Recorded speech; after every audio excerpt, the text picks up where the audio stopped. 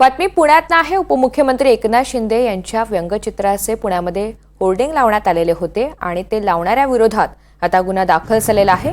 पुण्यामधील अलका चौकामध्ये लावलेल्या होर्डिंगवर रिक्षा, गुवाहाटी, दाढी, चष्मा आणि गद्दार या शब्दाला महाराष्ट्रामध्ये बंदी आहे का अशा आशयाचं होर्डिंग लावण्यात आलेलं होतं। काल सकाळी अलका चौकामध्ये अज्ञातांनी हे होर्डिंग लावलेले होते।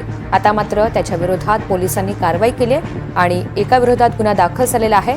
या होर्डिंगची चर्चा काल दिवसभर शहरामध्ये रंगलेली होती। यानंतर आता पोलिसांनी या होर्डिंग लावणाऱ्या अज्ञाताविरोधात विश्रामबाग पोलिसात गुन्हा दाखल केला आहे। उपमुख्यमंत्री एकनाथ शिंदे यांच्या व्यंगचित्राचं पुण्यामध्ये होर्डिंग काल लावण्यात आलेलं होतं। मात्र हे होर्डिंग लावणाऱ्या विरोधात आता गुन्हा दाखल झालेला आहे। पुण्याच्या अलका चौकामध्ये हे होर्डिंग झळकलेले होते। यामध्ये रिक्षा, गुवाहाटी, दाढी, चष्मा आणि गद्दार या शब्दाला महाराष्ट्रामध्ये बंदी आहे का असा सवाल होर्डिंगच्या माध्यमातून उपस्थित करण्यात आलेला होता। हे होर्डिंग नेमके कोणी लावलेले आहे त्याची स्पष्टता झालेली नाही। मात्र त्या संदर्भातल्या कारवाईला आता पोलिसांनी सुरुवात केली आहे।